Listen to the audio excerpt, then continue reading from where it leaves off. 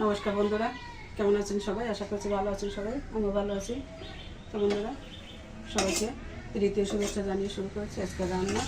তো বন্ধুরা, আমি কড়াইতে দেখুন তেল দিয়েছি, তেল গরম হয়ে গেছে। আজকে রান্না করবো ডাল ভাত হয়ে গেছে আগে। আর এই যেখানে আমি কিন্তু 250 গ্রামের মতো ডাল ভালো করে ভেজে প্রেশার কুকারে সিদ্ধ করে নিয়েছি। ডাল রান্না করবো আম দিয়ে। এই যে এখানে একটা আম আমি ফ্রিজ থেকে কেবলমাত্র বের করে আনলাম, পরে এটা ছিলে নেব। আর এই যে নিয়েছি লাল শাক ভাজি করবো। কাঁচা লঙ্কা নিয়েছি আর আছে নারকেল, এটা দিয়ে রান্না করবো। তো বন্ধুরা, তেল তো গরম হয়ে গেছে। কথা বলতে বলতে আমি এখন ফোড়নে দিয়ে দিচ্ছি। প্রথমে শাকটা রান্না করে নেব। ফোড়নে দিয়ে দিলাম কিছু রাঁধুনি,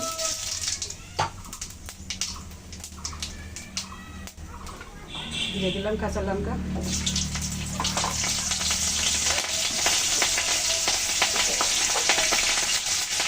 সামান্য একটু নারকেল দিয়ে দিলাম।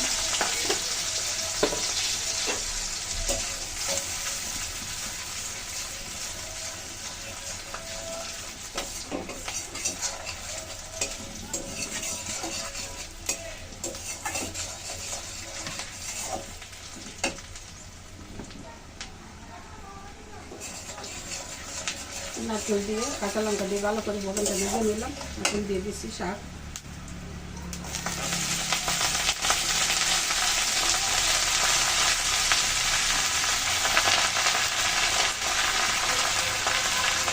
এই শাকগুলো আগে থেকে সুন্দর করে কেটে পরিষ্কার করে দিয়ে তারপরে কেটে রেখেছি।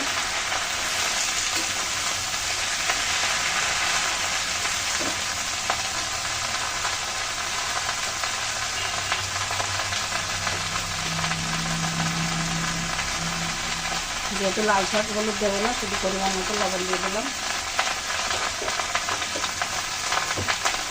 ভালো করে নেড়ে করে আমি ডাটা দিয়ে শাক রান্না করবো। শাক থেকে যে জল বের হবে, শাকের জলে কিন্তু শাক রান্না হয়ে যাবে।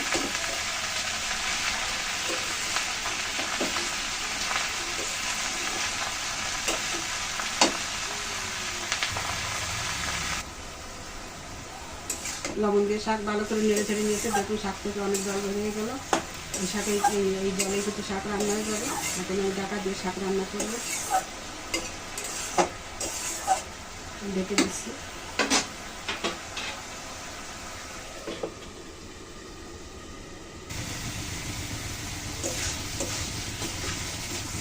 শাক কিন্তু রান্না হয়ে গেল প্রায়। ডাকনা তুলে নিয়েছি। দেখুন অল্প সময়ের ভিতরে কিন্তু শাক রান্না হয়ে গেছে। যেহেতু শাকগুলো খুব কচি ছিল, কিছুক্ষণ জাল করে আমি তুলে নেবো আর একটু জলটা নিয়ে নেবো। শাকের জল কিন্তু চলে গেছে। দেখুন শাক থেকে তেল ছেড়েছে। কড়াইতে কিন্তু একটা বেশি একটা লেগে যাচ্ছে না। এখন আমি শাক তুলে নিচ্ছি।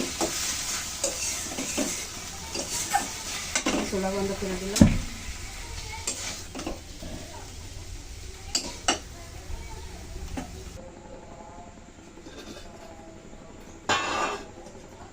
এই যে শাক আমি তুলে নিয়েছি বাটিতে। দেখি কড়াইতে আমি জল দিয়েছি, জল গরম হয়ে গেছে। ডাল রান্না করার জন্য কড়াইতে গরম দিয়েছি জল। জল তো গরম হয়ে গেছে। এখন আমি দিয়ে দিচ্ছি সেদ্ধ করে রাখা ডাল।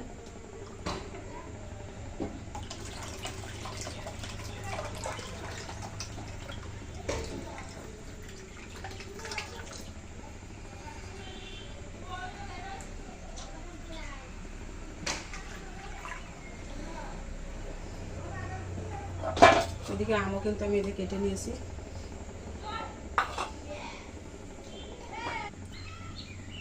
ডালটা খুব সুন্দরভাবে ফুটতে শুরু করেছে।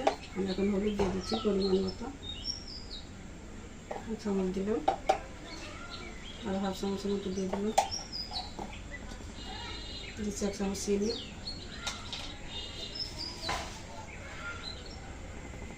দিচ্ছি পরিমাণ মতো লবণ।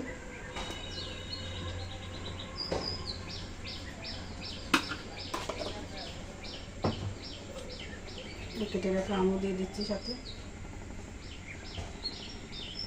আমি এখন চেরা লঙ্কা দিচ্ছি না, কাঁচা লঙ্কা। যেহেতু ডাল ভেজে নেওয়ার সময় কিন্তু আমি লঙ্কা দিয়েছিলাম, সেই লঙ্কা আমি পরে ভালো করে গুলে মিশিয়ে দিয়েছি ডালের সাথে। ডালটা অনেকক্ষণ ধরে জাল করবো, তারপর নামিয়ে ফোড়ন দেবো।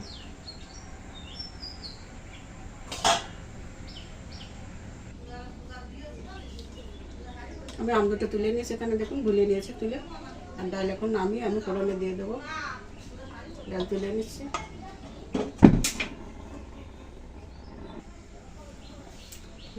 গামলা ডাল তুলে নিয়েছি বন্ধুরা। কড়াই সুন্দর পরিষ্কার করে দিয়ে তেল দিয়েছি কড়াইতে। দেখুন কড়াই তেলও গরম হয়ে গেছে। আমি এখন ফোড়নে দিয়ে দেবো এই শুকনো লঙ্কার তেজপাতা। তেলের ভিতরে প্যাকেটে হলুদও দিয়েছি, দিয়ে দিচ্ছি এই যে কালো সরিষা। যেহেতু আম ডালে কিন্তু সরিষা ফোড়ন দিলে খুব ভালো হয়।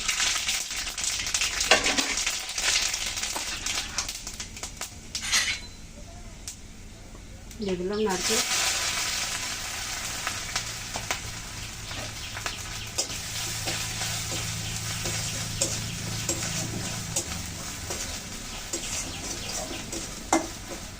লাল করে ভেজে নেবো নারকেলটা।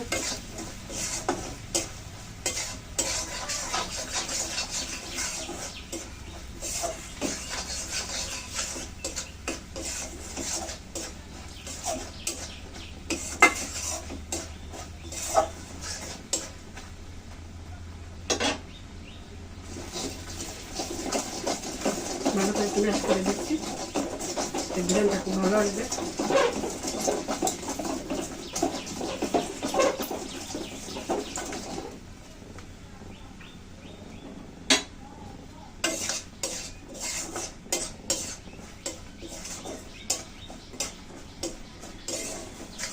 ডালটা খুব ভালো করে ভেজে নিয়েছে, এখন ডাল দিয়ে দিচ্ছি।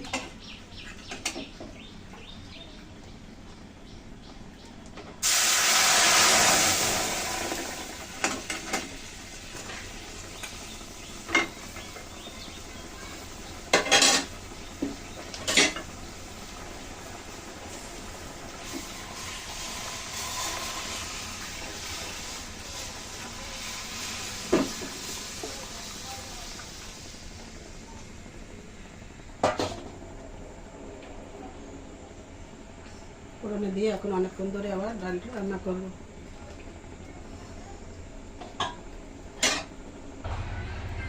ডাল কিন্তু সুন্দর করে জাল করেছি। এখন শেষকে দেখুন হালকা একটু জিরার গুঁড়ি দিয়ে দিলাম, বুটের ডাল এ কারণে। তা ডাল এখন আমি তুলে নেব। দেখুন অনেকটা ঘন হয়ে গেছে, আর যেহেতু টক ডাল এর থেকে আর বেশি ঘন করা লাগবে না। তারপর শীতের সময় নামিয়ে রাখলে কিন্তু আরও অনেকটাই ঘন হয়ে যাবে। আমি এখন ডাল তুলে নেব।